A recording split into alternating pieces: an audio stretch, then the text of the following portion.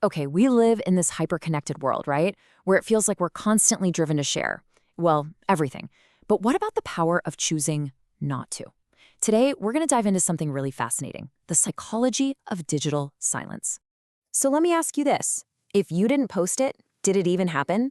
I know, it kind of sounds like a joke, but be honest. Doesn't it hit a little close to home? You know that feeling, right? You're at an amazing concert or maybe watching a perfect sunset, and there's this little nagging voice that says the moment isn't complete until you've shared it online.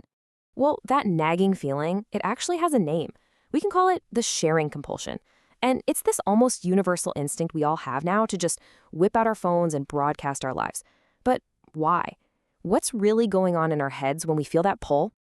It really feels like there's been this fundamental shift in how we experience things.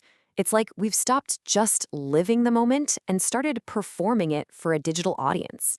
Think about it. The focus moves away from how the moment feels to you, and instead, it's all about how it looks to everyone else. We've basically become the directors, actors, and editors in the movie of our own lives. So, what's the psychological engine driving all this? I mean, why do we have this incredibly powerful need to perform? To really get that, we've got to dig into the psychology of oversharing. It turns out it's a super addictive cycle, a really powerful feedback loop. So you share something, right? And then you wait. That anticipation is everything. And when those notifications, those likes and comments start rolling in, boom, your brain gets a little hit of dopamine. That's the reward chemical. It feels good. And because it feels good, your brain immediately wants more, creating this powerful urge to do it all over again. And if we dig a little deeper, we find some really powerful motivators behind this. For one, we're performing an idealized version of ourselves, right? It's our personal highlight reel. We're also looking for that external validation, for that approval from others.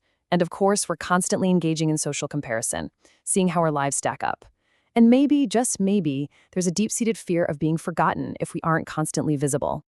Okay, so we've talked a lot about this compulsion to share. But what's the alternative? Is there another way?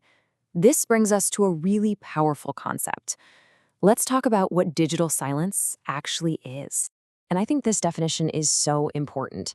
Digital silence, it's not about going off the grid or deleting all your accounts and becoming a hermit. No, it's a conscious and intentional choice. It's an act of empowerment, really. A choice to experience life for yourself first, not for an online audience. So, what happens when you actually make that choice? What are the real benefits of stepping back from the performance? Let's get into the incredible power of not posting. And man, when you put them side by side, the contrast is just stark. The performed life online is all about chasing that external validation, right? It's a curated highlight reel that just builds and builds social pressure. But the lived life, the one you keep for yourself, that's about fostering internal validation. It's authentic, it's the whole you, and that can dramatically cut down on the anxiety that comes from always being on. And the rewards of privacy, they are so tangible. I mean, research actually suggests that when you're not busy trying to get the perfect photo, you remember the experience better, more vividly. Your real-world connections get deeper because you're actually present. Your sense of self becomes stronger, more stable because it isn't hanging on what other people think. And the big one, all of this leads to way less anxiety and mental fatigue. Okay, so this all sounds amazing in theory, right? But the big question is, how do we actually put this into practice?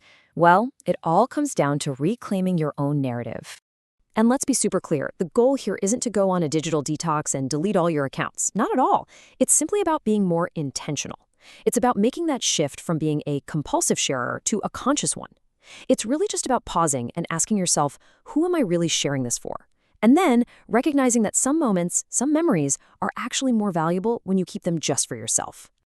So I want to leave you with this one thought. Your life isn't a story written for them. It's an experience that's meant for you.